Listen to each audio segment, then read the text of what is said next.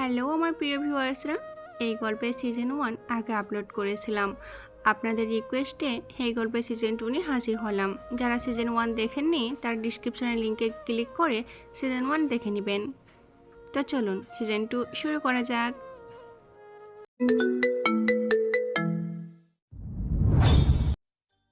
চোখ খুলে দেখে রবি মাছার মতো কিছু একটার ওপর শুয়ে আছে।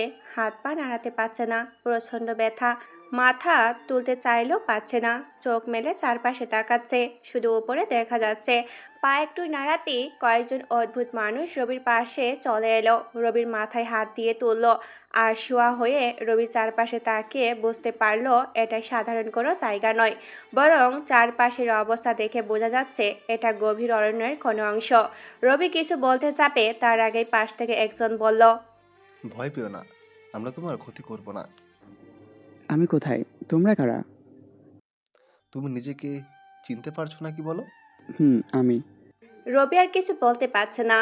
না সে নিজেকে মনে করতে পারছে। মাথায় প্রচুর ব্যথা করছে। মাথায় হাত দিয়ে একটা শ্বাসরুদ্ধকর চিৎকার দিল। এত জোরে চিৎকার শুনে গাছের ডালে বসা পাখি উড়ে গেল। পাশে থাকা লোকগুলো ভয়ে পিছিয়ে গেল। রবির সাথে সাথে অজ্ঞান হয়ে গেল। সেখানে থাকা লোকগুলো কিছু সময় পর রবির মাথায় পানি ঢেলে জ্ঞান ফেরালো। পুরো শরীর ব্যথা হওয়ায় ভালোভাবে নাড়াচাড়া করতে পারছে না সে। তাও আশুয়া হয়ে বসে মাথার পেছনে দুই হাত লাগিয়ে চোখ বন্ধ করে কি যেন ভাবল। রবি চোখ খুলতেই তার আশেপাশে থাকা মানুষগুলো কয়েক পা পিছিয়ে গেল, কারণ রবির চোখ হঠাৎ করে রক্তবরণ ধারণ করেছে। এত বেশি লাল হয়ে গেছে যে বলার বাইরে। রবির এখন সবকিছু মনে পড়ে গেছে। হরণীর কথা, অরণির ছুরি মারার কথা, পাহাড় থেকে ধাক্কা দিয়ে নিচে ফেলে দেওয়ার কথা, সবকিছু একটু একটু করে রবির মনে পড়তে লাগলো। এসব মনে পড়তে রবির মাথার ব্যথা যেন আগের তুলনায় বেড়ে গেল। রবি সবার সামনে নিজেকে শান্ত করার চেষ্টা করলো। এক পর্যায়ে তার রক্তবরণ ধারণ করা চোখ ধীরে ধীরে স্বাভাবিক হয়ে এলো। রবি পাশে থাকা লোকগুলোকে জিজ্ঞাসা করলো। কারা? কিভাবে আমাকে এখানে এনেছে? রবির পাশে থাকা লোকগুলোর মধ্যে একজন উত্তর দিয়ে বলল, আজ থেকে প্রায় 3 মাস আগে আমরা পাহাড়ের পথ দিয়ে হেঁটে যাচ্ছিলাম। পাহাড়ে যে অনেক হিংসা ও বন্যপ্রাণী ছিল তা আমাদের অজানা নয়, তাই আমরা চারপাশে দিয়ে দেখে দেখে হাঁটছিলাম। হঠাৎ আমার কাঁধে তরল কিছু পড়লে আমি উপরে তাকিয়ে দেখি গাছের সাথে একটা মানুষ ঝুলে আছে আর তার শরীর থেকে রক্ত ঝরছে। আমরা সবাই মিলে ধরাধরি করে তোমাকে গাছ থেকে নামাই। শরীরের বিভিন্ন ক্ষত দেখে মনে হয় হয়তো তুমি অপরাধী, নয়তো ন্যায়পরায়ণ। তাই তোমাকে সুস্থ করে তুলতে চাই। আমাদের কাছে উন্নত চিকিৎসা করার মতো কিছু ছিল না, তাই আমরা প্রাকৃতিক ওষুধ দিয়ে তোমাকে সুস্থ করে তোলার চেষ্টা করি। আর আজ দীর্ঘ 3 মাস পর তোমার জ্ঞান ফিরল। তাদের কথা শুনে রবি বুঝতে পারে এই 3 মাস তার উপর দিয়ে কি গেছে, তাও বেঁচে আছে সেটাই বড় কথা। রবি ভালো করে লক্ষ্য করে দেখে তার গায়ের চারপাশে কিছু প্রাকৃতিক ঔষধ লাগানো। দেখেই বোঝা যাচ্ছে লতা পাতাকে পিষে তারপর সেগুলো লাগানো হয়েছে তার গায়ে। এই আধুনিক উন্নত চিকিৎসার সময় এসব প্রকৃতির ঔষধ দিয়ে সে সুস্থ হচ্ছে, এটা ভাবতে যেন কেমন লাগছে। এই গভীর জঙ্গলে থাকা মানুষরাই তো জানে না কোন পাতার সাথে কোন পাতা মিশালে ভালো ঔষধ তৈরি হয়। রবি একটু বাম পাশে তাকাতে দেখে কতগুলো পাতা আর লতা একসাথে রাখা হয়েছে। এই 3 মাসে সে হয়তো অনেক অসুস্থ হয়ে গেছে, হয়তো মৃত্যুর কাছ থেকেই ফিরে এসেছে। এখন সে চায় তাড়াতাড়ি সুস্থ হয়ে ফিরতে। সামনে থাকা পাতাগুলোকে দেখিয়ে রবি সেখানে থাকা লোকদের বলে দিল কোন পাতার সাথে কোন পাতা মিশিয়ে ঔষধ বানাতে হবে। রবির কথা মতো তারাও সেইভাবে পাতাগুলো মিশালো। আরো দীর্ঘ 1 সপ্তাহ পর রবি আরো কিছুটা সুস্থ হলো। কিন্তু আধুনিক চিকিৎসার জগতে এসে আধুনিক চিকিৎসা না করালে যে শরীর ঠিক হবে না তা খুব ভালো করেই জানা আছে তার। রবি বন্য মানুষগুলোর সাহায্যে একদম বন থেকে বের হয়ে এলো। শরীরের যে অবস্থা, সে জীবন্ত কঙ্কাল হয়ে আছে। তার শরীরের যে অবস্থা তাকে দেখে বোঝাই যাবে না যে সে রবি। রবির হাতে কোনো টাকা নেই, সে ভালো চিকিৎসা করাতেই পারছে না। তাই সে চিন্তা করলো তার সিক্রেট ব্যাংক অ্যাকাউন্টটা চালু আছে কিনা তা দেখবে। মুখে মাস্ক পরে একটা কম্পিউটারের দোকানে গেল। অ্যাকাউন্ট চেক করে দেখে ঠিকই আছে। দেরি না করে একটা ফোন নিল, আপুকে একটা টেক্সট করলো আর কিছু টাকা তুললো এটিএম থেকে। টাকা তোলা শেষ হলে ফোনটা বের করে সিমটা খুলে ফেলে দিল। তারপর সোজা চলে গেল হসপিটালে। হসপিটালে গিয়ে ভালো ট্রিটমেন্ট নিল। 2 দিন থাকলো হসপিটালের মধ্যে। এখন বলা যায় রবি পুরোপুরি সুস্থ। সে মনে করলো সবার আগে রাশেদের সাথে কথা বলা উচিত। তাই সে দেরি না করে নতুন একটা সিম নিয়ে রাশেদকে ফোন দিল। রাশেদের মধ্যে বলে দিল অরণ্যি তার সাথে কি কি করেছে না করেছে সব। রবির কথা শুনে রাশেদ তৎক্ষণিক চাইল অরণ্যিকে মেরে ফেলতে, কিন্তু রবি নিষেধ করায় ধার করল না। রবি পরের দিন রাশেদের সাথে দেখা করার কথা বলল। রবি রাশেদকে বলে দিল যেন সে ছাড়া আর কেউ না আছে। পরের দিন বিকালে একটা নির্জন রাস্তায় দুজন দেখা করলো। রাশেদ নিজের গাড়ি নিয়ে আসছিল। রাশেদ আগে থেকে অপেক্ষা করছিল। একটু পর রবি এসে সোজা গাড়িতে উঠে বসল। মুখে মাস্ক আর শরীরের অবস্থা দেখে বোঝা যাচ্ছে রবি গাড়িতে উঠেছে। দেখে রাশেদ ওর সাথে সাথে ড্রাইভিং সিট থেকে নেমে পিছনে গিয়ে বসত। রবির দিকে রাশেদ বারবার তাকাচ্ছে। কোনোভাবে রবিকে চিনতে পারছে না, শুধু রবির গলাটা চিনতে পারছে। রবি বলল, কি ভাই, এভাবে কি দেখছিস? তুই শরীরের এই অবস্থা করেছিস? তোর সাথে আমার শেষ কথা কখন হলো বল? 3.5 মাস হবে। আর আমি 3টা মাস অজ্ঞান ছিলাম, বুঝতে পারছিস? অরণি তোকে ছুরি মেরে পাহাড় থেকে ধাক্কা দেয়, এরপর কি হলো বললি না তো? এরপর পাহাড়ের এলোমেলো পথে কিছু মানুষ হেঁটে যেতে আমাকে গাছের সাথে ঝুলে থাকতে দেখে। তারা আমাকে তাদের সাথে নিয়ে যায়। প্রকৃতির লতাপাতা দিয়ে আমাকে ভালো করে তোলার চেষ্টা করে। বুঝতে পারছিস? উন্নত চিকিৎসার সময় এসে আদিম চিকিৎসা কতটা কার্যকরী বা হবে। তারপর তুই জ্ঞান ফিরে পেলে আমার সাথে কথা বলিস। হুম। দানব মানবের যে ফাইল ছিল সেটা ওপেন করতে পারিনি। আর অরণিকে নাকি তুই এই ফাইল দিছিস, কিন্তু সেটা তো কার্যকর ছিল না। ফাইল দিছি তাকে, কিন্তু সেটা আসল ছিল না। আর আমি বলছিলাম ওই ফাইল ওপেন করা এত সহজ না। আমি ভিন্ন কোডিং দিয়ে এই সিস্টেম বানিয়েছি। তাহলে এখন কি করার কথা ভাবছিস? ডার্ক ওয়েবের কি অবস্থা? ততটা ভালো না। নতুন কিছু হ্যাকার উঠে এসেছে। সারা দেশের জন্য ভবিষ্যতে বড় হুমকি হয়ে দাঁড়াবে। এইদিকে তুই না থাকায় আমি এসব নিয়ে মাথা খাটাইনি। দেশের জন্যই হুমকি হতে পারে এমন গাছ না থাকাই ভালো। উঠলাম আজ। বুঝতে পারছি কি করতে হবে। কোথায় যাবে এখন? আমার কথা যাতে তুই ছাড়া কেউ না জানে। আমার কিছু প্ল্যান করা বাকি আছে। কিছু সময় লাগবে এসবে। পরে আমি তোকে বলবো কখন কি করতে হবে। এখন তোর ক্রেডিট কার্ডটা দে। আমার টাকা পয়সা নাই তেমন। কার্ড কার্ড চাইতে দেরি, কিন্তু রাশেদের দিতে দেরি না। রবি রাশেদের কার্ড নিয়ে সোজা একটা কম্পিউটার নিয়ে একটা হোটেল রুম নিল। শরীরের দুর্বলতা এখনো কাটেনি, তাই কোনো প্ল্যান না করে কয়েকদিন ঘুমানোর চিন্তা করলো। দীর্ঘ 7 দিন রুমে বন্দি হয়েছিল রবি। শরীরের অবস্থা এখনো ভালোই বলা যায়। দুর্বলতাও কেটে গেছে। প্রয়োজনীয় সবকিছু হোটেল বয়কে দিয়ে আনিয়েছে রবি। আজ থেকে সে নিজের প্ল্যান বানাবে। সবার আগে অরণির চারপাশে থাকা সবাইকে মেরে দিবে। চারপাশে থাকা তার সব লোককে মেরে অরণ্যকে নিঃস্ব করে দিবে। তারপর দানবের কাজগুলো তাদের দিয়ে করাবে।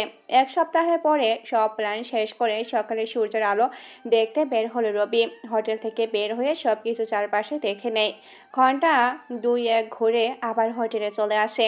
রুমে গিয়ে কম্পিউটারটা ভেঙে আগুন দিয়ে পুড়িয়ে দেয়। যেখানে প্ল্যান করার সব কাগজপত্র সাথে পুড়িয়ে দিল। সবকিছু করার আগে সকালে যে কম্পিউটার নিয়েছিল সেটাতে সব ডাটা নিয়ে নেয়। অবশ্য কম্পিউটারটা পোড়াতো না। পোড়ানোর কারণ হোটেলে থাকা ওয়াইফাই। কেউ চাইলে রবির কম্পিউটার থেকে ডাটাগুলো নিতে পারে, তাই এই কাজ করেছে। আর কম্পিউটার নিয়ে যাওয়া আসা করা কিছুটা ঝামেলা, তাই পুড়িয়ে দিয়েছে। হোটেলের সব দেনা পাওনা মিটিয়ে সোজা চলে গেছে একটা পাহাড়ে। যে পাহাড়ের কথা রাশেদ, অরণ্য আর আপু জানে, যেখানে আছে সেই দানবগুলো। হোটেলের সব দেনা পাওনা মিটিয়ে সোজা চলে গেছে একটা পাহাড়ে। যে পাহাড়ের কথা রাশেদ, অরণ্য আর আপু জানে, সেখানে আছে সেই দানবগুলো। পাহাড়ের অবস্থান তারা জানলেও নির্দিষ্ট পাহাড় কোনটা সেটা কেবল রবিই জানে। যে জায়গার কথা মেপে আছে সেখানে একসাথে অনেকগুলো পাহাড় আছে। যদিও রবি সকালে বের হয়েছিল, কিন্তু পাহাড়ে গিয়ে পৌঁছাতে দেরি হবে, তাই রাশেদকে ফোন দিয়ে আসতে বলল। অর্ণির কাহিনী শুনতে চায় রবি। রাশেদও ব্যস্ত মানুষ, তাই আসতে একটু দেরি হয়। দুপুর টাইমে রাশেদ এলো। রবি দেওয়ার শেষ লোকেশনে এসে রাশেদ থেমে গেল, কারণ রবি যে লোকেশন দিয়েছে সেটা একেবারে শেষের লোকেশন। এরপর আর রাস্তায় নেই। রাশেদ গাড়িটা থামিয়ে বের হয়ে চারপাশে দেখেছে, তখনই কেউ তার কাঁধে হাত দিল। রাশেদ ফিরে দেখে রবি তার পিছনে। রবি রাশেদের ফোনটা চাইলো। রবি রাশেদের ফোন নিয়ে দেখে ফোনে কিছু অদ্ভুত সেটিং, যেগুলো অনেক পুরনো। রবি রাশেদকে বলল, ফোনে এসব মিটিং কে করলো?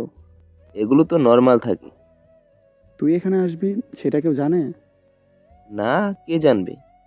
এই সেটিংগুলো দিয়ে কেউ তোর ফোন ট্র্যাক করছে, মানে তোকেই ট্র্যাক করছে।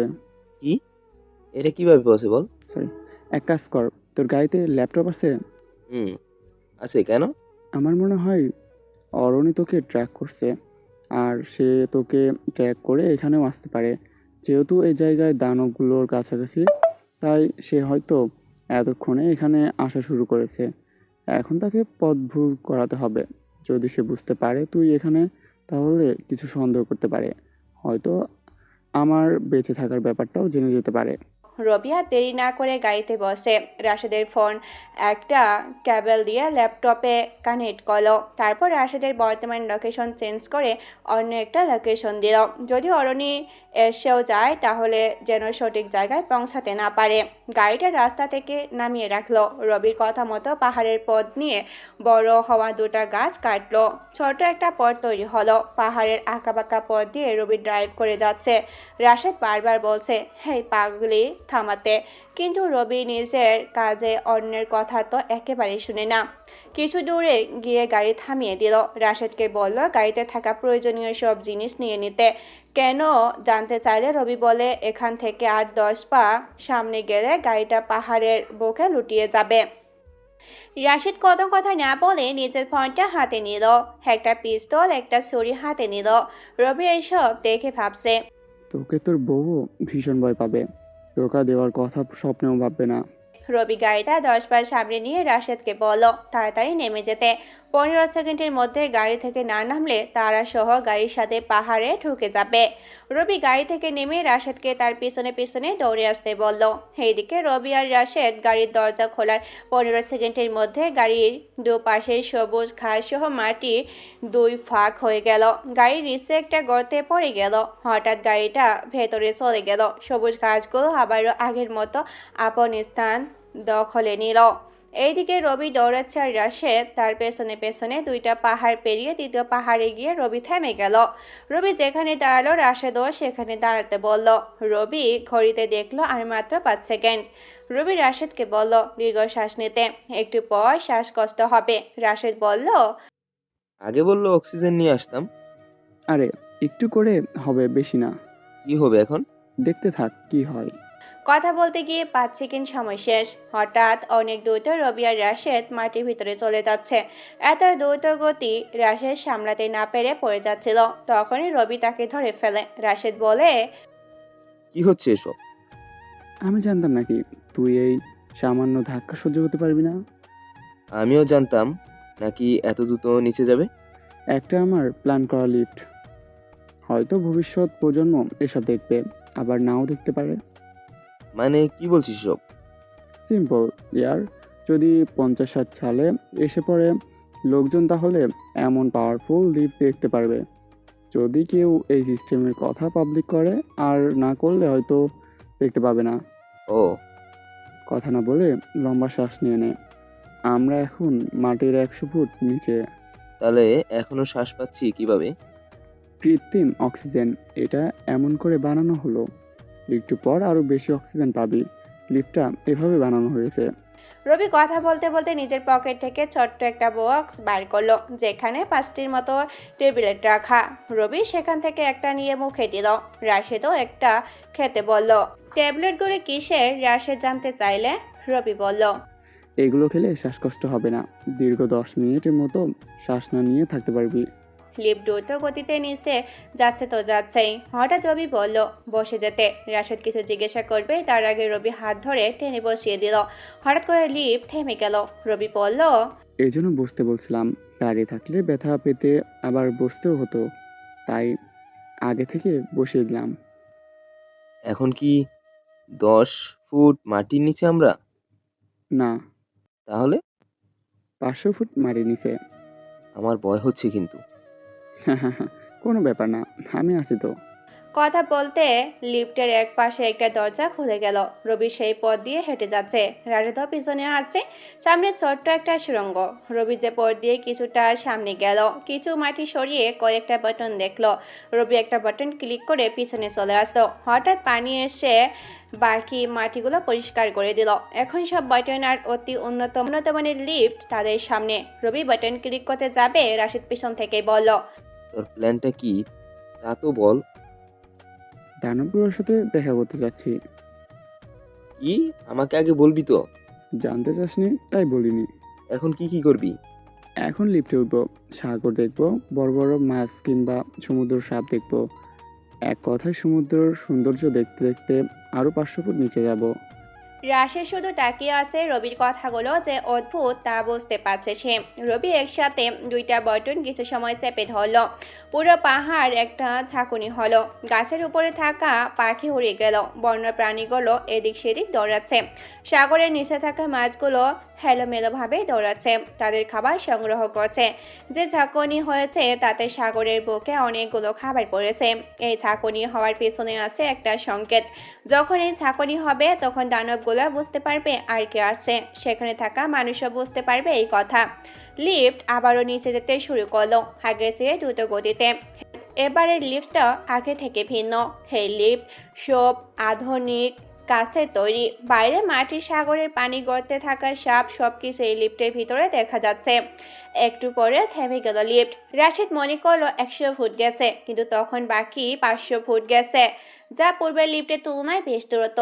আর তাই তো রাশেদ বুঝতে পারেনি কতটুকু গেছে। এবার লিফট থামলো একটা ছোট্ট রুমে এসে। রুমটা বেশ কিছু আধুনিক অস্ত্র দ্বারা সজ্জিত। রবি সেই রুমে গিয়ে কিছু অস্ত্র নিল।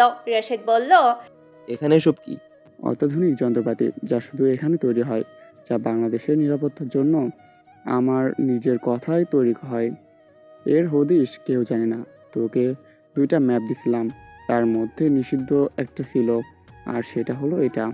এখানে যে অস্ত্র তৈরি করা হয় তা দিয়ে কয়েকটা দেশকে দখল করা কয়েক ঘন্টার কাজ। রবি রাশেদকে এই অস্ত্রগুলোর ব্যাপারে বলেছিল। রাশেদ সেগুলো ধরে দেখেছে। হয়তো কখন এগুলো মাটির উপরে যাবে কিনা জানে না, তবে রাশেদ এটা বুঝতে পারছে যেদিন এই মিশনগুলো মাটির উপরে যাবে সেদিন পুরো পৃথিবী আর্কের একচেটিয়াভাবে রাজত্ব করবে। হঠাৎ তুমি একটা অদ্ভুত মানুষ এলো, যারা দেখতে ফ্যান্ট ব্ল্যাকের মতো কালো, যা পৃথিবীর সবচেয়ে কালো বস্তু। চোখ আর দাঁত ছাড়া আর কিছুই বোঝা যাচ্ছে না তাদের একজন রবিকে এসে স্যালুট করলো।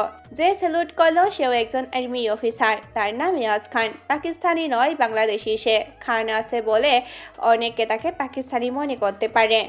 ইয়াদ যে, জি স্যার। অনেক বছর পর দেখা। চলুন স্যার সামনে।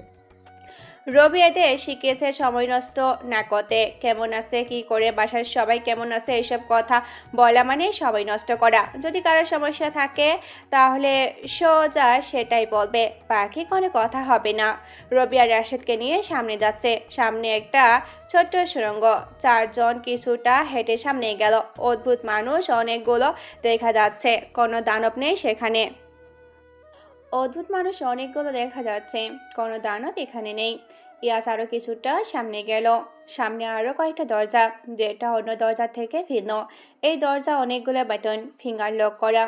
সঠিক কর দিয়ে হাতের চাপ না দিলে এই দরজা খুলবে না। ইয়াস দরজা খুলে ভিতরে যেতে থাকে। অনেক আওয়াজ আসছে। রবি ইয়াসকে বলল, কি হলো, এত চিৎকার কিসের? স্যার, দানবগুলোকে ইলেকট্রিক শক দেওয়া হচ্ছে, যাতে যুদ্ধের ময়দানে ইলেকট্রিক শক দিলে সমস্যা না হয়। তাহলে তো মনে হয় এদের সবার কঠোর কাজ শেষ। জি স্যার, একটা বাকি আছে। কি সেটা? মাথাহীন করে পরীক্ষা করা। যদিও এটা রিস্ক, দানব এতে মরেও যেতে পারে, তাই এই পরীক্ষা করা হয়নি। আর এটা করতে আপনার পারমিশনেরও দরকার ছিল। তাহলে বাকি সব শেষ? মাথাহীন দেহের পরীক্ষা কি এখন করতে পারবে?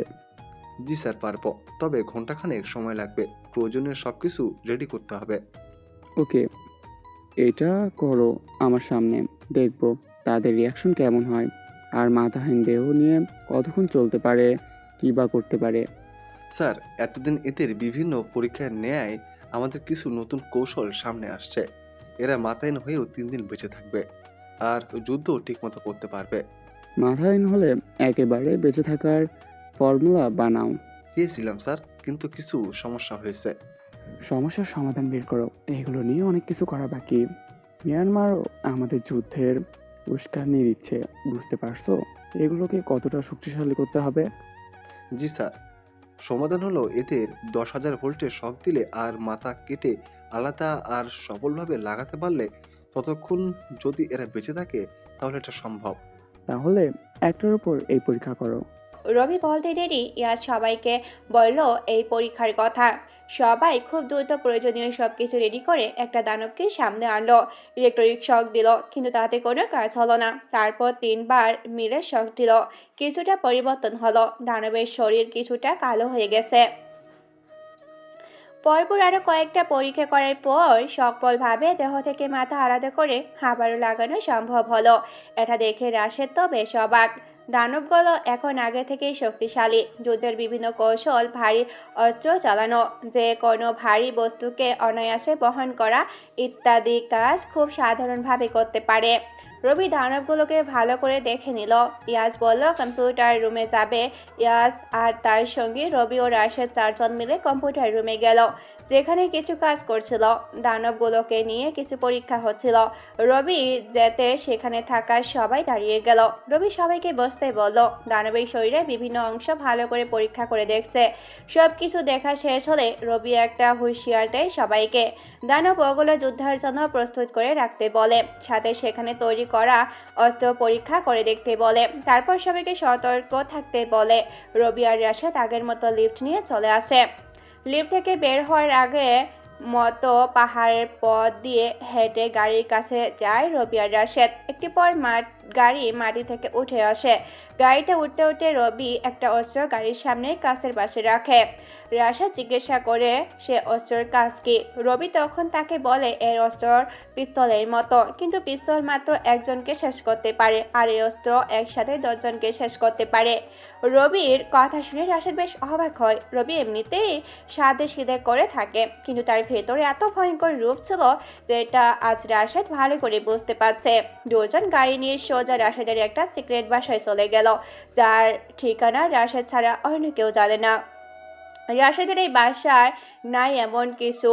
বাইরে থেকে দেখতে সাধারণ অন্য 10টা বাসারই মতো, কিন্তু আসল রহস্যটা ভেতরে। কেউ ভুল করে একবার এই বাসায় ঢুকে পড়লে সহজে বের হতেই পারবে না। চারপাশের সব দরজা একদম একই রকম, কোনটা দিয়ে আছে সেটাই বুঝতে পারবে না। তবে প্রতিটা দরজার ডান পাশে একটা করে ডিজিট আছে, যেটা দিয়ে সহজে বোঝা যাবে যদি কেউ আর্কের হ্যাকিং সিস্টেম সম্বন্ধে জানে। তো রবি রাশেদের এই বাসায় গিয়ে কম্পিউটার রুমে গেল, কিছু সিস্টেম বানালো যাতে বুঝতে পারে অরণির ব্যাপারগুলো। রাশেদকে ডেকে অরণির ব্যাপারে নতুন কিছু জানতে চাইলো। রাশেদ জানালো অরণি এমন ভান করেছে যেন রবিকে মারার পেছনে তার কোনো হাতে ছিল না। এমন ভাবে সবার সাথে চলে যেন রবিকে ছাড়া সে কিছুই বোঝে না। সবাইকে বুঝিয়েছে কোনো গুরুত্বপূর্ণ কাজে রবি আন্ডারগ্রাউন্ডে গেছে আর কাজ শেষে ফিরবে। রবি এইসব শুনে বুঝতে পারে কেন তার সাথে কেউ কন্ট্যাক্ট করার চেষ্টা করেনি।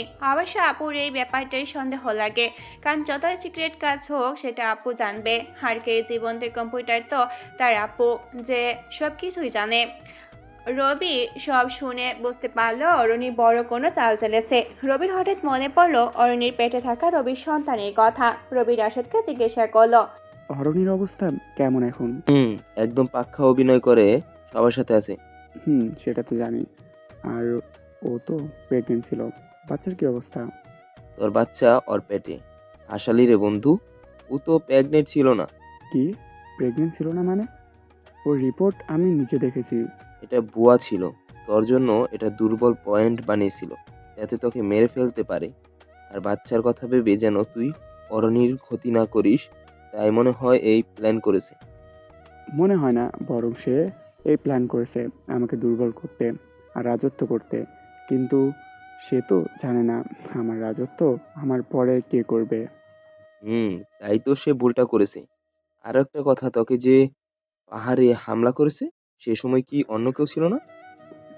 আমার জন্য ছিল, কিন্তু আমি চাইনি সে কিছু করুক। যদি সে কিছু করতো তাহলে বাচ্চার সমস্যা হতো, যদিও এখন বুঝতেছি বাচ্চাটার কথা মিথ্যা ছিল। কে ছিল তোর জন্য? আমার সরকারি গার্ড। সেনা অফিসার? হুম। তাহলে সে তোকে মারতে ছিল। আমি চলে যেতে বলেছিলাম তাই চলে গেছে। তাহলে এখন কি করবি? যেহেতু অরণি প্রেগনেন্ট নয়, সেহেতু তাকে মেরে ফেলতে আমার কোনো সমস্যা হবে না। আমি মারবো তাকে। তোর ভাবি হয়। ভালোবাসা এখনো আছে। আমাকে আঘাত করার সময় ছিল। মারতে পারবি তো তুই? বেঈমানকে কখনো ক্ষমা করেছিলাম বলে আমার মনে হয় না। তাহলে অরণি শেষ। চারপাশের সব লোকের চারপাশের সব লোকদের খবর নে। তার যত লোক আছে সবার লিস্ট তৈরি কর, সবার নামের সাথে ছবি লাগিয়ে দে, সবাইকে এক এক করে শেষ করে দেয়। অরণি বুঝতে পারলে বাধা দিবে। তাহলে সে যেন বুঝতে না পারে, সেভাবে মার। ওকে, 2 দিনের মধ্যে লিস্ট হয়ে যাবে। একদিনের বেশি সময় নষ্ট করা যাবে না। অনেক দিন ধরে বাসায় যাওয়া হয় না, পরিবারের কারোর সাথে দেখা হয় না, ছোট বোনের সাথে ফান করা হয় না, চকলেটের বাহানা কেউ ধরে না। বুঝতে পারছিস আমার কতটা কষ্ট হচ্ছে? ওকে, 24 ঘন্টার মধ্যে সবার লিস্ট সামনে চলে আসবে। মনে রাখবি, এই লিস্টে আমার পুরনো লোকও থাকতে পারে, তাদের আলাদা করবি, কারণ তারা বরাবরই আমার জন্য কাজ করেছে। আর যারা এখনো আমার থাকবে তাদের লিস্ট করবি না, বাকিদের লিস্ট চাই। দুজনে কথা শেষ করে রাশেদ বের হয়ে গেল। রবি কম্পিউটারের সামনে বসে কিছু পরিণত সিস্টেম ঘেঁষে দেখলো। কাজ শেষ করে রাত গভীর হয়ে সেই সিস্টেম রুমে ঘুমিয়ে গেল। পরের দিন আরো কিছু কাজ করলো। বিকাল হতেই আবার লিস্ট এসে গেল। রবি লিস্টটা পুরোটা দেখে নিল। রাশেদকে বলল আর্কের স্পেশাল পোশাক আর বাইক নিয়ে আসতে। যদিও রাশেদ জানে বাইকের কোনো চাবি নাই, খুব স্পেশাল বাইক হওয়ার কোনো চাবি নাই। রাশেদ চলে গেছে রবি ওরফে আর্কের বাইকটা আনতে। রবি বলেছে বাইকটা যেন আনার সময় অরণি না দেখে। রেশিকে কিছু কোডিং দিয়ে দিল যাতে কোনো সমস্যা না হয় বাইক আনতে। রাশেদ চাইলে একা বাইকে আনতে পারবে না, তাই আপুর সাহায্য নিল বাইকটা আনতে। কিছুটা অন্ধকার হতে রাশেদ বাইকটা নিয়ে আসতো, আর সাথে আর্কের পোশাক। রবি যেগুলো পরে বের হলো। আজ অনেকে উপরে চলে যাবে। রবি নিজের স্পেশাল বাইক নিয়ে বের হলো। সাথে কেউ না থাকলেও রাশেদ যে তার পেছনে আসবে সেটা তার অজানা নয়। রবি সোজা কাছাকাছি থাকা অরণ্যের লোকগুলোর কাছে চলে গেল। এখানেও দুইটা দল হয়ে গেছে, একটা অরণ্যী, অপরটা আরকে মানে রবি। অবশ্য তারা আরকের মুখে কেউ দেখেনি। অরণ্যী এখন তাদের লিড দেয়, তাই অনেকে অরণ্যী ছাড়া কিছুই বোঝে না। আবার এমনও অনেকে আছে যারা আরকের টিমে নয়। অরণ্যী তাদের এই টিমে রেখেছে যাতে টিমের সব খবর পায়। রবি সোজা ভিতরে চলে গেল। অনেকে বসে আছে, আবার অনেকে কিছু অস্ত্র দেখাচ্ছে, কয়েকজন পাহারা দিচ্ছে। রবি ঢুকতে সবাই ফিরে এলো। রবি ভিতরে যাওয়ার সাথে সাথেই রাশেদও ভিতরে চলে আসলো। রাশেদ সবাইকে দাঁড়াতে বললে সবাই সারিবদ্ধ হয়ে দাঁড়ালো। রবি লিস্টটা দেখে সবাইকে দুইটা লাইনে দাঁড় করালো। একদল যারা কেবল আরকে মান্য করে, আর একদল যারা অরণ্য ছাড়া কিছুই বোঝে না। অরণ্যের পুরনো লোকদের সামনে আনলো। সবাই হাত থেকে মেশিন মাটিতে ফেলতে বলল। 1000 ফুট মাটির গভীরে বানানো মেশিন রবির কোমর থেকে বের করে হাতে নিল। সবাই ভয়ে চুপসে আছে। রবি অরণ্যের লোকগুলোর সামনে গেল। সবাইকে এক লাইনে দাঁড় করিয়ে একটা শুট করতে সোজা 10 জন নিমেষে মাটিতে পড়ে গেল। এক বুলেটে 10 জনের মাথা খুলে উড়ে গেল। বাকিরা বেশ ভয় পেয়ে আছে। সবার মনে একটাই প্রশ্ন ঘুরছে, অনেকদিন পর আর কে আসতো, আর সবাইকে মেরে ফেলছে কেন? রবি জানে কেউ কোনো প্রশ্ন করবে না, কিন্তু রবি না বললে যে লোকগুলো ভয় পেয়ে তাদের কাজ করতে পারবে না। রবি অরণ্যের বাকি লোকদেরও মেরে দিল। বাকি আছে আর্কের লোকগুলো। রবি সবাইকে উদ্দেশ্য করে বলল, যারা আমার না হয়ে অন্যজনের কাজ করে তার ঠাঁই আমার দলে নাই। আমি বলেছিলাম সবাইকে এই দলে থাকতে হলে শুধু আমার হয়ে কাজ করতে হবে, কিন্তু তোমরা অন্যের হয়েও কাজ করো। এই দলে একটাই নাম হবে, আর কে। রবি লোকগুলোকে মারার কারণ বলল, আর সেখান থেকে ফিরে এলো সোজা রাশেদের সিক্রেট রুমে। অবশ্য নিজের বাসায় যেতে চেয়েছিল, কিন্তু রাতে গেলে কেমন যেন দেখাবে। সে রাতে রাত জেগে কিছু পরীক্ষা করলো। 1000 ফুট মাটির নিচে থাকা আর্মি অফিসার ইয়াজের সাথে কথা বললো। দানবগুলোর ভয়ঙ্কর রূপ নিয়ে আলোচনা করলো। পরের দিন সকালে ঘুম থেকে উঠে ল্যাপটপ ওপেন করে দেখে রাশেদের কিছু মেসেজ আর কিছু ছবিতে দেখা যাচ্ছে অরণি সে পাহাড়ের কাছে গিয়েছিল। সেখানে দানবগুলোর অবস্থা রবি কিছু বুঝতে বাকি নেই। ওই দিন সে রাশেদকে ট্র্যাক করেছিল। ভাগ্যে সেদিন রবি রাশেদের লোকেশন ফুল জায়গায় করে দিয়েছিল, নয়তো অরণি ঝামেলা করতে পারত। রবি ছবিগুলো দেখে কিছুটা ভেবে মুচকি হাসলো, কিন্তু হয়তো এই মুচকি হাসির ভয়ঙ্কর রূপ দেখা যাবে। রেডি হয়ে গেল রবি হারকে রূপে। নিজের স্পেশাল বাইকটা নিয়ে বেরিয়ে পড়লো আপন বাড়ির উদ্দেশ্যে। বাড়ির আশেপাশে গিয়ে দেখে কয়েকজন গার্ড আছে। হেরা যে অরণির লোক তা বুঝতে পারছে রবি। কিছুটা দূরে বাইক থামিয়ে রাশেদকে ফোন দিল। রাশেদ ফোন ধরতেই রবি বলল, তুই তো বলিসনি এখানে গার্ড আছে। গার্ড? হ্যাঁ, তুই কি এটা জানতি না? না, আমি তো একটু জানতাম না। তাহলে কি অরণি জেনে গেছে আমি বেঁচে আছি আর তার কাছে যাচ্ছি? জানতে পারার কোনো ওয়ে নেই। কিভাবে পসিবল এটা? আচ্ছা, এক কাজ কর, আমি চাই না আমার বাসার সামনে ওদের কারোর প্রাণ যাক। তুই সবাইকে ডেকে নিয়ে যা, আমি এদিকে অরণিকে দেখছি। ওকে, আমি সবাইকে এখানে ডেকে দিচ্ছি। রাশেদ ফোন দিয়ে সবাইকে যেতে বলে সবাই চলে গেল। সবাই চলে গেছে, গেটে শুধু দারোয়ান ছিল। রবি বাইক নিয়ে সোজা বাসায় ঢুকে গেল। দরজার সামনে গিয়ে কলিং বেল দিল। প্রায় 3বার কলিং বেল দেওয়ার পর অরণি এসে দরজা খুলে দিল। অরণির সামনে আরকে দেখে ভয়ে পিছনে যেতে লাগলো। রবি চারপাশে তাকিয়ে দেখে আপু কোথায়, কিন্তু যতটুকু বুঝতে পারছে বাসায় অরণি ছাড়া আর কেউ নেই। ছোট বোন হ্যাপি স্কুলে আর আপু তার কাজে গেছে। রবির জন্য এটা ভালো সুযোগ অরণির সাথে বোঝাপড়া করার। অরণি চোখ বড় বড় করে তাকিয়ে আছে রবির দিকে। রবি মাস্ক পরে, সে বুঝতে পারছে না রবি এখনো কিভাবে বেঁচে আছে। আবার ভাবছে হয়তো রবি ছদ্মবেশে ধরে কেউ আসছে। হরিণী বলল, কি? আর কে? এটা হতে পারে না। হরিণীর কথা শেষ হওয়ার আগে রবি নিজের মুখ থেকে মাস্কটা খুলে নিল।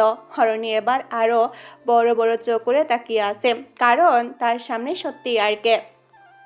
অরণি ভয়ে পিছিয়ে যেতে লাগলো, আর রবি সামনে যাচ্ছে। অরণি উল্টো ঘুরে দৌড় দিতে চাইলে রবি তার হাত ধরে ফেললো। হরণি মিনতি করছে তাকে ক্ষমা করে দিতে। চোখের জল মাটিতে গড়িয়ে পড়ছে, কিন্তু এতে রবির কোনো ভ্রুক্ষেপ নেই। হরণিকে ছপায় বসিয়ে এক পা ছপায় তুলে দিল। অরণির মাথায় পিস্তল ঠেকাতে সে আরো কেঁদে উঠল। হরণি ভাবতে পারেনি ছুরির আঘাত করে এত উঁচু পাহাড় থেকে ফেলে দেওয়ার পরেও রবি বেঁচে আছে। অবশ্য যত উঁচু থেকে ধাক্কা দিচ্ছে, মাটিতে পড়লে নিশ্চিত মৃত্যু।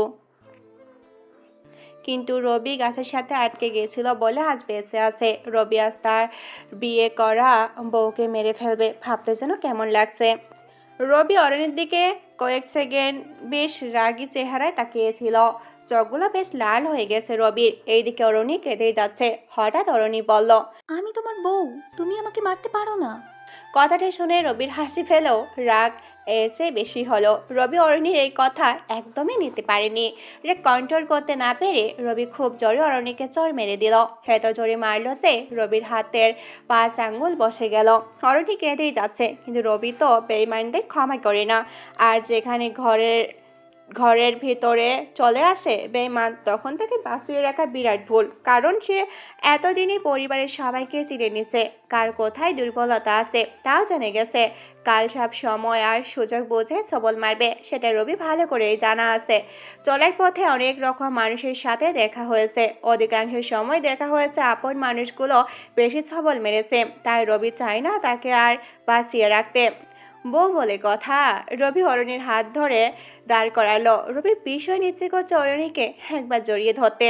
অরণির ইচ্ছা ছিল আর্কের মতো হয়ে দেখবে একদিন, তাই রবি নিজের পোশাকগুলো অরণিকে পরিয়ে দিল। বেশ ভালো লাগছে অরণিকে, যদিও মাস্কটা পরায়নি এখনো। রবি ভাবছে দেরি না করে মাস্ক পরিয়ে দেখি কেমন লাগে। যেই ভাবা সেই কাজ, মাস্ক পরিয়ে দেখে একদম আর্কের মতোই লাগছে। হঠাৎ বাইরে গাড়ি থামার শব্দ শুনতে পেল রবি। দরজার কাছে গিয়ে দেখে অরণ্যের লোকগুলো ফিরে এসেছে।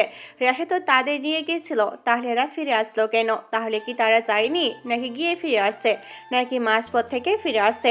রবির মাথায় অনেক প্রশ্ন ঘুরছে, কিন্তু দাঁড়িয়ে এসব ভাবার সময় নেই। তারা যদি ভিতরে চলে আসে তাহলে বড় সমস্যা হয়ে যাবে। রবি অরণ্যের হাত ধরে তার রুমে নিয়ে গেল, কিন্তু না, রবি দরজা আটকানোর আগেই অরণ্য রবিকে ধাক্কা দিয়ে ফেলে দিল, আর অরণি বাইরে চলে আসতো। এইদিকে অরণির লোকগুলো বাসার ভেতরে চলে এলো। অরণিকে আর্কের পোশাক পরা দেখে তারা ভয় পেয়ে গেল, কিন্তু অরণি বলেছিল যদি কখনো আর্কের জায়গায় কাউকে দেখে তাকে মেরে ফেলতে, কারণ আর্কের নিজের পোশাক পরবে না। অরণি নিজের বিশ্বস্ত লোকদের কথাটি বলেছিল। অরণিও মাস্ক পরায়, তাই লোকগুলো বুঝতে পারেনি এটা অরণি। সবাই মনে করেছে এটা আর্কে। অরণির কথা মতো তার লোকগুলো আর্কেকে শুট করে দিল। এইদিকে রবি উঠে শুনতে পায় শুট করার আওয়াজ। রবি বুঝতে পারছে না কে কাকে শুট করলো, কিন্তু এত লোকদের সামনে নিজের আসল চেহারা নিয়ে যাওয়া পসিবল না। কেউ আর কে এত সহজে দেখে নিবে তা হতে পারে না। হরিণীর একটা ওড়না নিয়ে রবি নিজের মুখটা থেকে বের হতে দেখে আর্কের পোশাক পরা অরণ্যে মাটিতে পড়ে আছে। রবির বুঝতে বাকি নেই লোকগুলো অরণ্যকে আর্কে বনে করে শুট করেছে। রবি দেরি না করে নিজের কোমর থেকে পিস্তল বের করে শুট করলো। প্রতিপক্ষ শুট করছে, কিন্তু মাত্র 1 মিনিট হতে সবাই হেরে গেল রবির স্পেশাল পিস্তলের কাছে। সবাই দেহ মাটিতে পড়ে আছে, সাথে অরণ্যের দেহ। রবি তাড়াতাড়ি অরণ্যের কাছে গিয়ে দেখলো তখন তার শ্বাস প্রশ্বাস চলছে। রবির কেমন যেন মায়া হচ্ছে, প্রিয় মানুষটাকে এভাবে কেউ মেরে ফেলবে। রবি আবার অন্যটাও ভাবছে, আমিও তো মারতে আসছিলাম, তাহলে তার লোকই তো তাকে মারলো। এখন সে মরে গেলে তো আমার কোনো কষ্ট হবে না। রবির এক মনে বিভিন্ন চিন্তা লাগছে। এইদিকে বেঈমান, অপরদিকে ভালোবাসা। কোন দিকে যাবে সে আজ বুঝতে পারছে না। রবি আবার ভাবছে হয়নি বেঈমান হতে পারে, তাই বলে আমি তাকে শাস্তি দিতে পারি, কিন্তু ভালোবাসার মানুষটাকে কতটা শাস্তি দেওয়া যায়? রবি আবার ভাবছে অর্নি বেঈমান হতে পারে, তাই বলে আমি তাকে শাস্তি দিতে পারি, কিন্তু ভালোবাসার মানুষকে কতটা শাস্তি দেওয়া যায়? না, সে আমাকে মেরে ফেলতে চেয়েছে, তাই আমিও আমার ভালোবাসাকে খুন হতে দিতে পারি না। তাই বলে রবি তাড়াতাড়ি রাশেদকে ফোন দিয়ে অরণির ব্যাপারটা জানালো। আর কিছু লোক আনতে বললো লাশগুলো নিতে। আপু আর হেপি আসার আগে সবকিছু ঠিক করা লাগবে। রবি ভাবতে পারেনি তার বাসার ভেতরে খুন হবে, তাও একসাথে এতগুলো লোক। রাশেদকে বলা শেষ হতে রবি তাড়াতাড়ি অরণির গা থেকে আর্কের পোশাকগুলো খুলে নিল। পোশাকগুলো খুলে অরণিকে কোলে তুলে অরণির লোকগুলো আনা গাড়িতে করে অরণিকে একটা হসপিটালে নিয়ে গেল। ডাক্তারকে তাড়াতাড়ি অপারেশন করতে বলল। এদিকে রাশেদও হসপিটালের দিকে বের হলো। রাশেদের বিশ্বস্ত লোক যে রবিকে দেখেছে, তার নেতৃত্ব 10 জন লোক পাঠালো রবির বাসায়, আর সবকিছু ঠিক করে আসতে বলল। রবির বাসার ভেতরে কোনো জিনিসটা কেমন ছিল তার কিছু ছবি দিয়ে দিল, যাতে সবকিছু গুছিয়ে রাখতে পারে। রাশেদ হসপিটালে চলে গেল। রবি এদিক সেদিক পায়চারি করছে। রাশেদকে যেতে দেখে রবি কিছুটা সামনে আসে। রাশেদ রবিকে বলে, কিভাবে হলো এটা?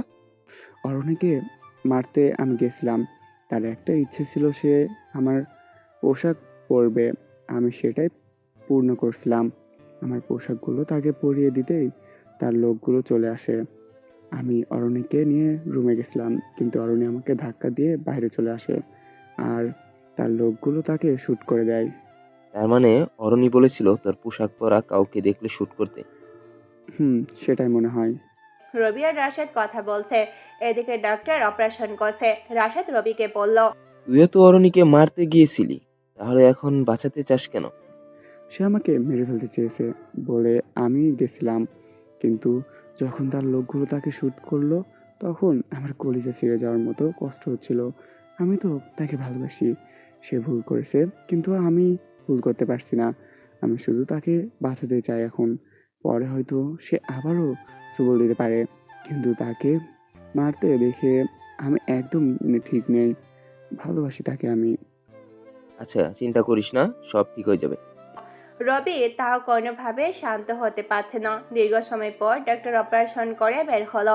ডাক্তারের চেহারা দেখে বোঝা যাচ্ছে না কোনো সমস্যা হয়েছে। ডাক্তারকে দেখে রবি কিছুটা দ্রুত পায়ে হেঁটে তার কাছে গিয়ে জিজ্ঞাসা করলো, ডাক্তার, ওর কি অবস্থা?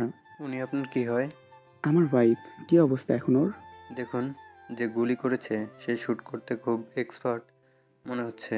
একদম নির্ভুলভাবে শ্যুট করেছে। বেঁচে থাকার আশঙ্কা একদম নাই বললেই চলে। আপাতত অজ্ঞান হয়ে আছে। জ্ঞান ফিরলে তবে বোঝা যাবে।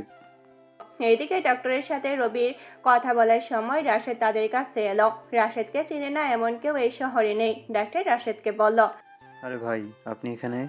আমি। যে রোগীর অপারেশন করালেন তাকে যেভাবে পারুন সুস্থ করে তুলুন। আমরা আমাদের চেষ্টার কোনো কমতি রাখবো না ভাই। কিন্তু কে হয় উনি? আর গুলি কিভাবে লেগেছে? উনি আমার ভাবি হয়। আর কিভাবে লেগেছে সেটা কি জানা খুব দরকার? না না ভাই, আমাদের ওটা জানা দরকার নাই। আমরা চেষ্টা করছি ভাই, আমাদের সাধ্যমতো। ডক্টর চলে গেল। অনারির অপারেশন করার রুমের বাইরে থাকা বেঞ্চে রবি বসে পড়ল। রাশেদও তার সাথে বসে পড়ল। রবি রাশেদকে বলল, ওই লোকগুলো আবার ফিরে আসলো কেন? আমি তো তাদের সবাইকে আসতে বলেছিলাম, কিন্তু তারা মাঝপথ থেকে ফিরে যাবে তা বুঝিনি। তার মানে এখনো এমন কেউ আছে যে চাই আমি মরে যাই? আমাদের তো আর শত্রুর অভাব নেই। সবচেয়ে বড় কথা, বাসায় যখন শত্রু এসে পড়েছে তখন আর কি বা করার। হয়তো শিকড় সহ উপড়ে ফেলতে হবে, নয়তো আমাদের শেষ হয়ে যেতে হবে। এসব পরে দেখা যাবে, আগে অরণ্যের কি হয় দেখি। রবি মাথায় হাত দিয়ে বসে আছে। একটু পর অপারেশন রুম থেকে অরণি বের করে অন্য একটা রুমে নিয়ে গেল। রবি আর রাশেদও তার পিছনে গেল। দীর্ঘ সময় অরণির পাশে ছিল রবি। এইদিকে আপুকে অরণির ব্যাপারটা বলল। সন্ধ্যা হতে আপু আর হ্যাপি হসপিটালে এলো। রবি প্রথম যেদিন মেসেজ দিয়েছিল আপুকে, সেদিন বলেছিল রবি ঠিক আছে আর অরণি তাকে মেরে ফেলতে চেয়েছে। আপু সেদিন থেকে জানে অরণির মুখোশের আড়াল আছে, কিন্তু আর সে মুখোশধারী অরণিকে দেখতে আপু না এসেই পারল না। সন্ধ্যা হতে আপু আর হ্যাপি হসপিটালে এলো। রবি অরণির পাশে বসা ছিল। আপু রবিকে গিয়ে জড়িয়ে ধরলো। এইদিকে যে অরণির মৃত্যুর সাথে লড়াই করছে তা জেনে কিছু না হ্যাপি কিছুক্ষণ অরণির দিকে তাকিয়ে কাঁদতে কাঁদতে রবিকে জড়িয়ে ধরলো। হ্যাপি জানে না রবিকে অরণি মেরে ফেলতে চেয়েছিল। হয়তো জানলে অরণির দিকে এত সময় তাকিয়ে থাকতো না। হ্যাপিকে কাঁদতে দেখে রবি তার মাথায় হাত বুলিয়ে দিয়ে বলল, আরে পাগল বোন আমার, কাঁদছিস কেন? সব ঠিক হয়ে যাবে। ভাবির এই অবস্থা কিভাবে হলো? তোর ভাবিকে কেউ গুলি করেছে। তা তো শুনেছি, কিন্তু কে এমন করেছে, সে কোথায় এখন? আমার সামনে শুট করেছিল, তাই আমিও তাকে মেরে দিছি। তুমি কই ছিলে এতদিন বলো? একটু কাজ ছিল, তাই এতদিন ফ্রি নাই। কাজ শেষ, তাই আজ বাসায় আসছি, কিন্তু এসে এসব হলো। আপু অরণির উপর রেগে থাকলেও আজ কেন জানি পাচ্ছে না। অরণির পাশে বসে তার মাথায় হাত বুলিয়ে দিচ্ছে। কেমন যেন কষ্ট হচ্ছে আপুর। এদিকে রবি যে কষ্ট পাচ্ছে তা কারো অজানা নয়। রাতে হসপিটালে থাকতে হবে, তাই রবি আপু আর হ্যাপি বাসায় চলে আসতে বলল। কিন্তু না, আপু আজ অরণির পাশে থেকে সচ্ছেই না। হ্যাপি আর রবিকে জোর করে বাসায় পাঠিয়ে দিল। আপু একেই সব দেখে নিবে বলল। সাথে তো রাশেদ আছে, কিন্তু কতক্ষণ বা না ঘুমিয়ে থাকা যায়। রাশেদ কয়েকজন লোককে ফোন দিয়ে হসপিটালে আসতে বলল। সবাই সাথে করে পিস্তল আনতে বলল। একটু পর দুইটা গাড়ি করে লোকগুলো এলো। রাশেদ আপুকে লোকদের কথা বলল। অরণির রুমের পাশে লোকগুলো পাহারা দিবে, যে কোনো প্রয়োজনে তাদের বলতে বলল। আপু অরণির সাথেই আছে। কিছুক্ষণ পর পর ডাক্তার আসছে, অরণিকে চেক করছে, আবার চলে যাচ্ছে। একজন ডক্টর নয়, একাধিক ডক্টর আছে আর যাচ্ছে। রাত প্রায় 3টা। আপুর চোখ লেগে আসলো। হঠাৎ আপু ঘুমিয়ে গেল বুঝতেই পারেনি। লোকগুলো বাহিরে পাহারা দিচ্ছিল। হঠাৎ কিছু একটার আওয়াজে আপুর ঘুম ভেঙে গেল। চোখ খুলে দেখে কেউ অরণির শরীরে ছুরি মারছে। আপু এটা দেখে চিৎকার দিয়ে উঠলো। বাইরে থাকা লোকদের থেকে দুজন ভিতরে পিস্তল নিয়ে চলে আসলো। অরণিকে ছুরি মারা লোকটা জানলা দিয়ে পালিয়ে যেতে আপু ভিতরে আসা একটা লোকের হাত থেকে পিস্তল কেড়ে নিয়ে শুট করে দিল, কিন্তু গুলিটা হাতে লাগায় লোকটা পালিয়ে গেল। এইদিকে বাইরে থাকা লোকদের বলতেই তারা পালিয়ে যাওয়া লোকটার পিছু নিল। ডাক্তারকেও ডেকে আনা হলো, কিন্তু ততক্ষণে অরণি ছুরির আঘাতে মারা গেছে।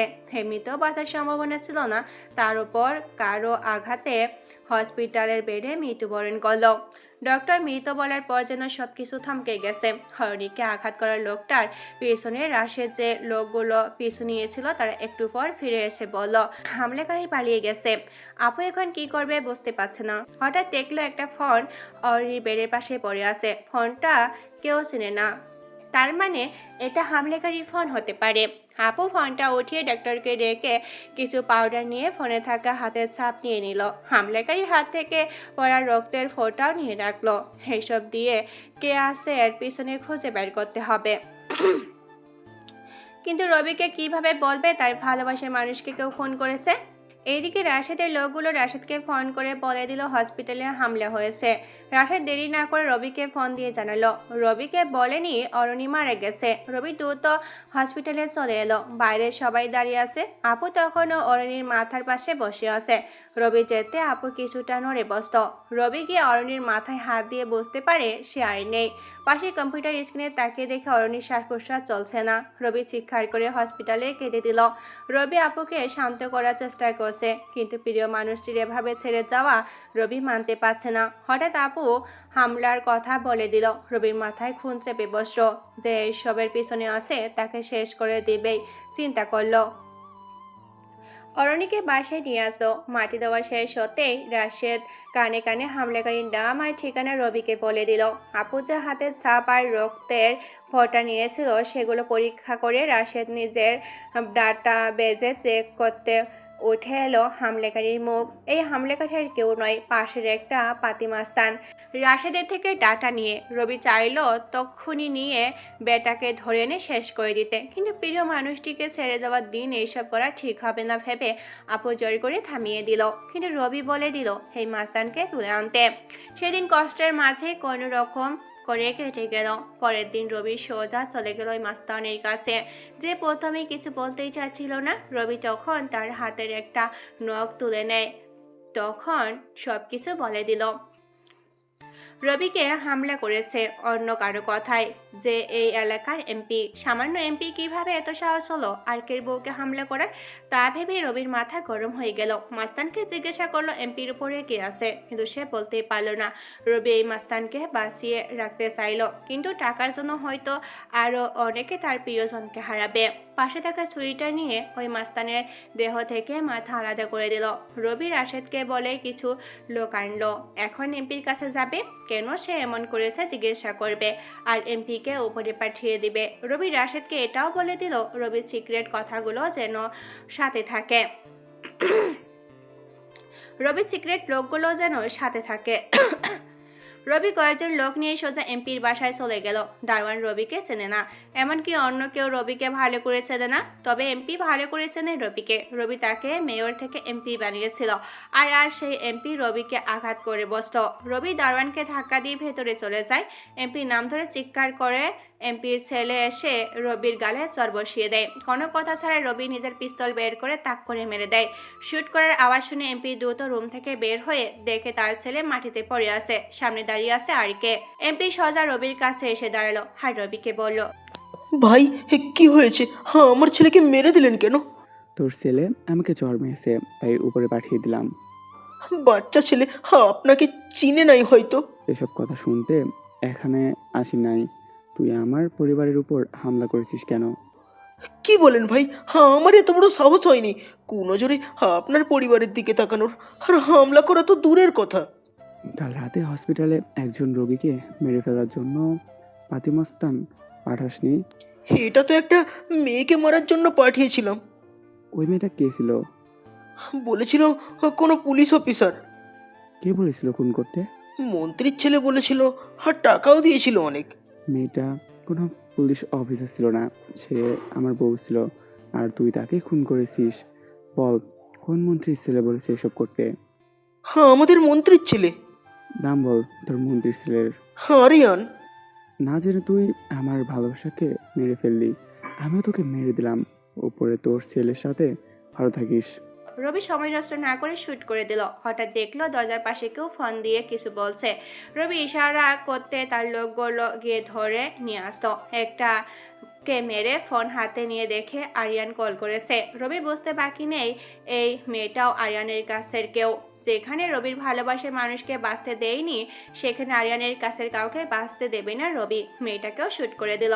রবি আবার চলে গেল আরিয়ানের বাসায়। মন্ত্রী ছিল, লোকটা বেশ ভালো ছিল, কিন্তু কথায় আছে সব ভালো মানুষ একটা হলো খারাপ দিক থাকে, আর মন্ত্রীর খারাপ দিক হলো আরিয়ানকে জন্ম দেওয়া। মন্ত্রী বাড়ি বলে কথা, চারপাশে অনেক পুলিশ পাহারা দিয়ে রেখেছে। রবি ঢুকতে চাইলে পুলিশ আটকায়। রবি ফোন বের করে নিজের একটা কার্ড দেখায় ফোন থেকে। পুলিশ তাকে স্যালুট দিয়ে ভিতরে যেতে বলে। রবি সোজা চলে গেল মন্ত্রীর রুমে। যখন মন্ত্রীর চারপাশে আরো লোকজন ছিল, কোনো মিটিং হচ্ছিল, রবি যাতে মিটিং সেখানে শেষ করে দেয়। মন্ত্রীর লোকগুলোকে চলে যেতে বলে। রবির লোকগুলো দরজার বাইরে দাঁড়িয়ে আছে। মন্ত্রী রবিকে অনেক আগে থেকেই চেনে, তাই রবি যেতে কি খাবে জিজ্ঞাসা করলো। রবি সোজা বলে দিল, আপনার ছেলে আরিয়ানের প্রাণ। রবির কথা শুনে মন্ত্রী বুঝতে বাকি নেই আরিয়ান কোনো ভুল করেছে। মন্ত্রী রবিকে জিজ্ঞাসা করলো, আরিয়ান কি করেছে? আপনার ছেলে কাউকে খুন করার কন্ট্রাক্ট দিয়েছিল, আর যাকে খুন করেছে সে আমার স্ত্রী ছিল। রবির কথা শুনে মন্ত্রীর কাছে উঠে গেল, বুকে হাত দিয়ে অজ্ঞান হয়ে গেল। রবি বুঝতে বাকি নেই মন্ত্রী হার্ট অ্যাটাক করেছে। রবি মন্ত্রীকে হসপিটালে নিতে বলল, আর আরিয়ান কোথায় তাকে খুঁজতে বলল। একটু পর রবির লোকেরা আরিয়ানকে ধরে নিয়ে আসলো। বাসার ভেতরে বাইরে এত পুলিশ থাকতে কেউ রবির লোকদের আটকাচ্ছে না। তারা হয়তো বুঝতে পারছে রবির ক্ষমতা কতটুকু। আরিয়ানকে এনে রবির সামনে বসালো। আরিয়ানকে একটা চড় দিল রবি। কেন খুন করার জন্য বলেছিস? আমি কাউকে খুন করতে বলিনি। আবার মিথ্যা বলিস? আমি মিথ্যা বলছি না, আমি পাঠিয়েছি শুধু ভয় দেখাতে, কিন্তু এমপি যে মেরে ফেলবে তা বুঝতে পারিনি। কেন ভয় দেখাতে বলেছিস বল। কয়েকদিন আগে একটা মেয়েকে তুলে এনেছিলাম, সেটা অরণি নামের মেয়েটা দেখে ফেলছে, আর আমাকে হুমকি দিচ্ছে মেয়েটাকে ছেড়ে দিতে। আমি মন্ত্রীর ছেলে বলার পরেও মেয়েটি আমার জীবননাশের হুমকি দেয়। তাই মেয়েটাকে ভয় দেখানোর জন্য এমপিকে বলেছিলাম, কিন্তু মেয়েটার পরিবার নিয়ে আমার কোনো ধারণা ছিল না। তোর জন্য আজ আমার ভালোবাসার মানুষটা মারা গেছে, এখন তোকে মরতে হবে। রবি কথাটা বলতে দেরি আরিয়ানের রবির পায়ে পড়ে গেল, কিন্তু রবি তো আরিয়ানকে ছেড়ে দেবে না।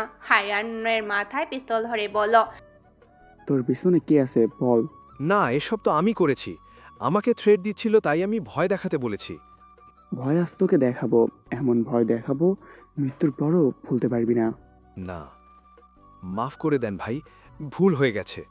মাপ তো আমি করবো না তোকে, কারণ তোর জন্য আমার ভালোবাসার মানুষ মরে গেছে, এখন তোকে মরতে হবে। রবি দেরি না করে শুট করে দিল। বাইরে থেকে কয়েকজন পুলিশ দৌড়ে এলো, কিন্তু রবির লোকগুলো ডিঙিয়ে ভিতরে আসা পসিবল হয়নি। রবির লোকেরা পুলিশগুলোকে দরজার সামনে দাঁড় করিয়ে রাখলো। একটু পর রবি রুমে থেকে বের হয়ে চলে গেল। রবি সোজা গাড়িতে উঠে বাসায় চলে গেল। ভাবছে আর কোনো শত্রুই তার জন্য কাল হয়ে দাঁড়াবে না, কিন্তু সেটা আর কতক্ষণে বা মানায়। কয়েক মাস পর সবকিছু ঠিক হয়ে গেল। আবারও আর্কের রাজত্ব চলতে লাগলো। রবি মাঝে মধ্যে অরণির সাথে কথা বলে, কিন্তু অরণি শুধু শুনে যায়, রবির কথা কখনো জবাব দেয় না।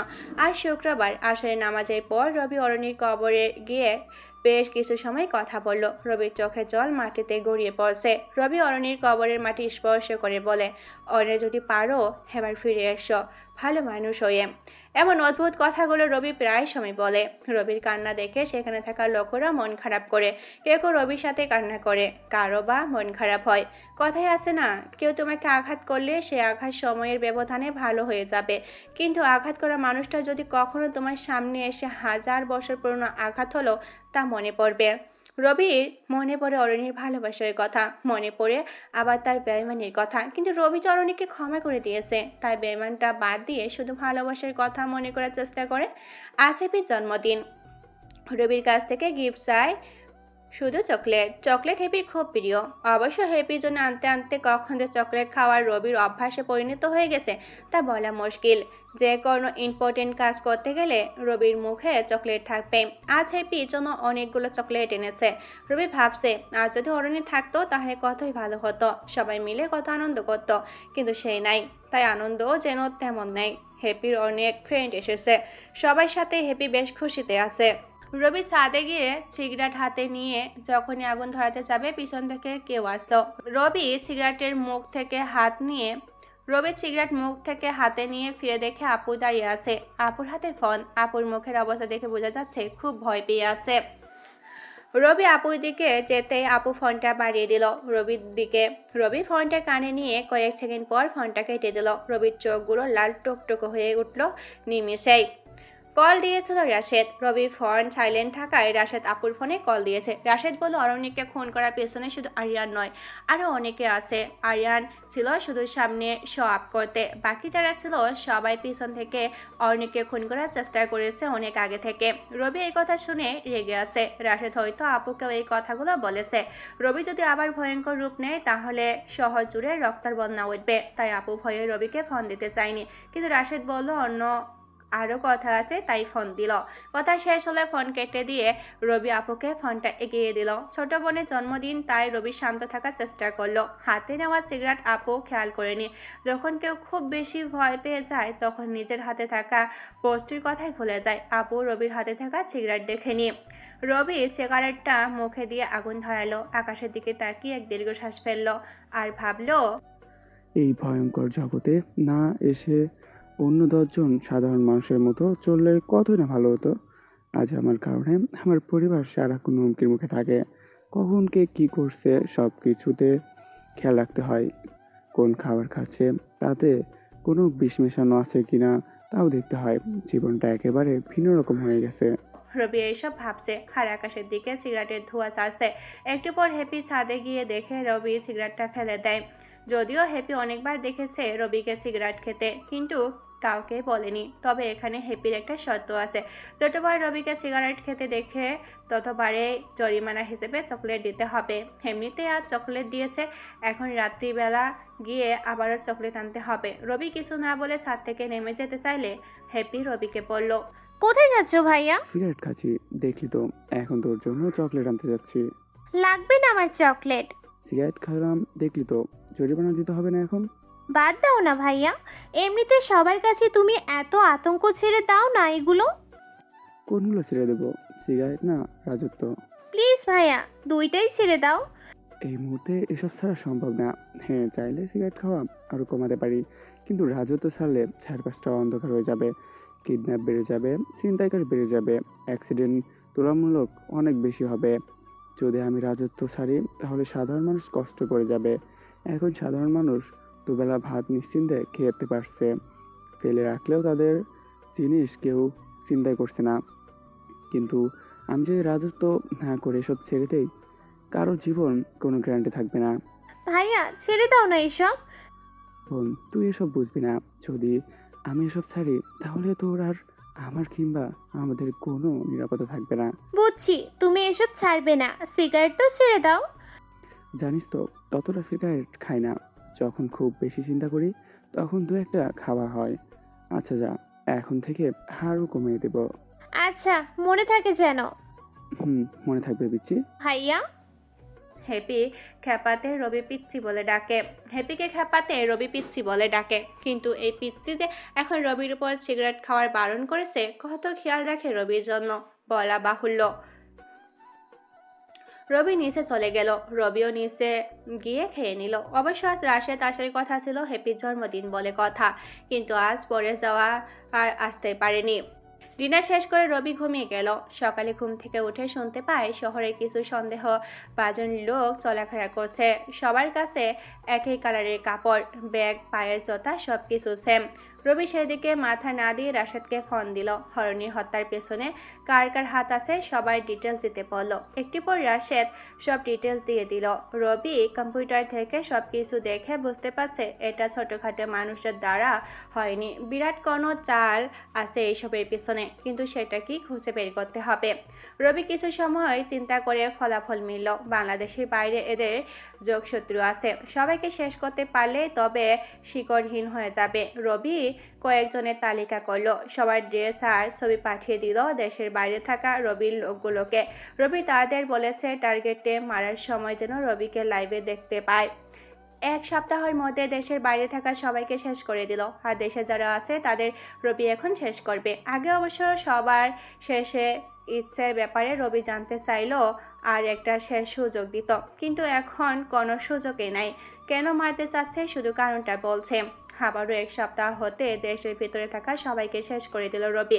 দেশে আর বিদেশে এখন রবি কোনো শত্রু নাই বললেই চলে। অবশ্য বড় বড় কয়েকজন মারতে গিয়ে রবির দুইটা লোকের হাতে গুলি লেগেছে, কিন্তু রবি সেই সব কানে নেই না, কারণ ঠিক হয়ে যাবে এইসব নিয়ে চিন্তা করার কোনো কারণই নেই। সব কিছু শেষ করে আবারও 2টা দিন ঘুমাবে, তাও হলো না। রাত 1টায় ইনাস ফোন দিয়ে বলল যে দানবকে পরীক্ষার জন্য শক দেওয়া হয়েছিল। সেই দানব পাগলের মতো আচরণ করছে, যেখানে থাকা অন্য দানবের সাথে লড়াই করতে চায় সারাক্ষণ। রবির বুঝতে বাকি নেই এই দানব দুটি যুদ্ধের জন্য ক্ষিপ্ত হয়ে গেছে। রবি ভাবলো এমনিতেই তো দেশের ভিতরে একটা যুদ্ধ হওয়া তো দরকার। অনেকদিন ধরে পাহাড়ি অঞ্চলে কিছু সন্ত্রাসী গোষ্ঠী সাধারণ মানুষের মনে ভয় ঢুকিয়ে দিয়েছে। যদি সাধারণ মানুষকে পাহাড়ি এলাকা থেকে সরিয়ে এনে দানবগুলোকে যুদ্ধের জন্য ছেড়ে দেওয়া হয়, তাহলে তো দানবের বাস্তবিক রূপ দেখা যাবে আর সন্ত্রাসীদেরও দমন করা যাবে। রবির কথা মতো সেই দানবকে নিয়ে আসা হলো মাটির 1000 ফুট গভীর থেকে একেবারে মাটির উপরে। সন্ত্রাসীদের লোকেশন দিয়ে দিল দানবের মাথায় লাগানো চিপে। দানবটি নতুন এক রূপ দিল রবি।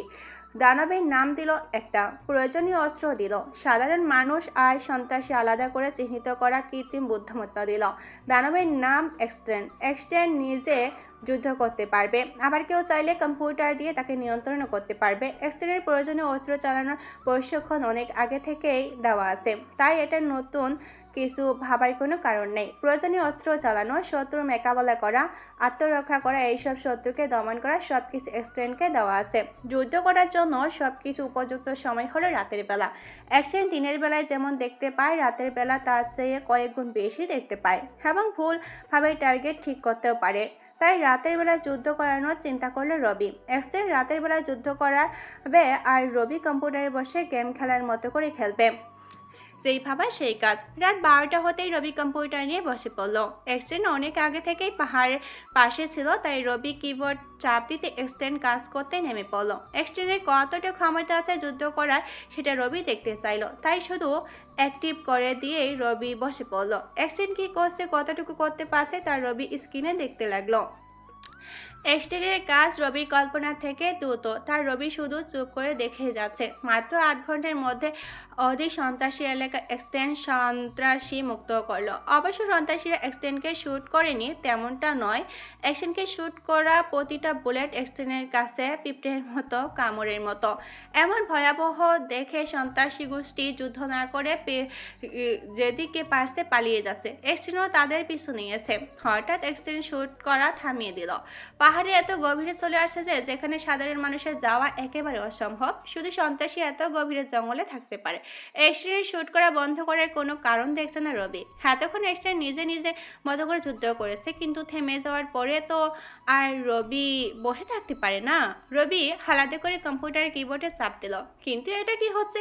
এক্সটেন্ড শুট করতে নিষেধ করছে, কিন্তু কেন সেটা কেউ বুঝতে পারছে না। এক্সটেন্ডের সামনে কয়েকজন মানুষ আছে, সবাই বেশ ভয় পেয়ে আছে। রবি বুঝতে পারলো এরা হয়তো সাধারণ মানুষ নয়তো ভালো মানুষ, তাই এক্সটেন্ড শুট করতে নিষেধ করছে। রবি এক্সটেন্ডের ক্যামেরা থেকে কয়েকটা ছবি নিয়ে কম্পিউটারে সেভ করে পাশে বসে থাকা রাশেদকে দেখালো। রাশেদ ছবিগুলো নিয়ে সার্চ দিল তারা কারা জানতে, কিন্তু যে ফলাফল আসলো তা দেখে রাশেদ অবাক হয়ে গেল। রাশেদ রবিকে সেই ফলাফল দেখালে রবিও বেশ অবাক হলো।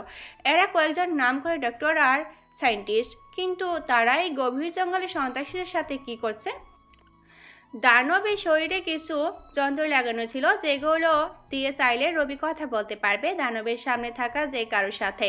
রবি এখন সেটা ব্যবহার করলো। ডক্টর আর সায়েন্টিস্টদের জিজ্ঞাসা করলো, তারা উত্তর দিল সন্ত্রাসীরা তাদের তুলে এনেছে এই জঙ্গলে, যাতে যে কোনো প্রয়োজনীয় চিকিৎসা কিংবা নতুন কিছু আবিষ্কার করতে পারে তারা। রবি বুঝতে বাকি নেই সন্ত্রাসীরা শুধু লুকিয়ে আছে তেমনটা নয়, বরং দেশকে দেখালেও চেষ্টা করছে। রবি ডক্টর আর সায়েন্টিস্টদের বলল দানবের থেকে কিছুটা দূর অবস্থান করতে, যাতে যুদ্ধ শেষ হলে চলে আসতে পারে। কিন্তু তারা এত বেশি ভয় পাচ্ছিল, চারপাশে বিদঘুটে অন্ধকার আর জঙ্গলে থাকা যে কয়টা ভয়ঙ্কর ব্যাপার তা বলা মুশকিল। রবি আবার বলল সায়েন্টিস্ট আর ডক্টর যেখানে আছে সেখানে থাকতে, সকাল হলে তাদের বের করে আনবে সেই জঙ্গল থেকে।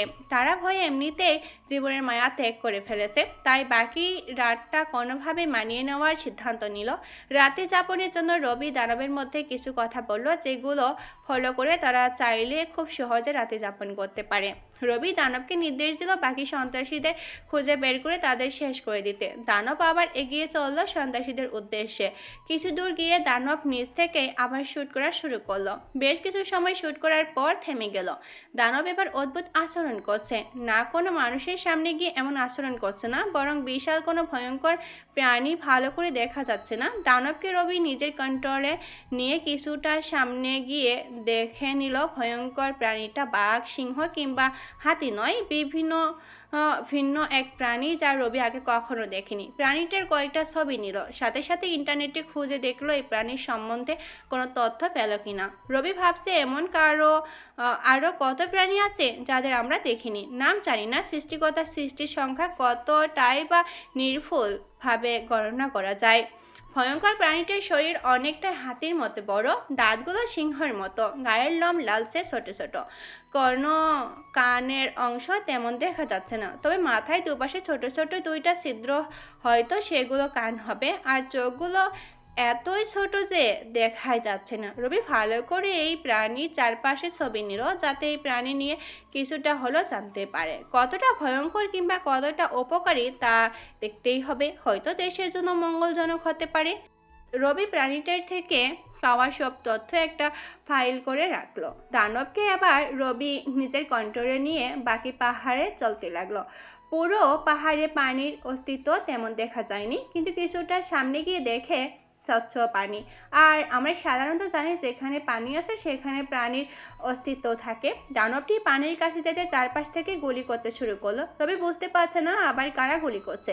রবি দ্রুত দানবকে কন্ট্রোল ছেড়ে দিয়ে দানব ভয়ঙ্কর এক কাজ করে বসতো। এবার দানব আগে থেকে ভয়ঙ্কর ভাবে শুট করতে লাগলো, এত বেশি শুট করতে লাগলো যে রাইফেলের নখে আগুন ধরে গেল।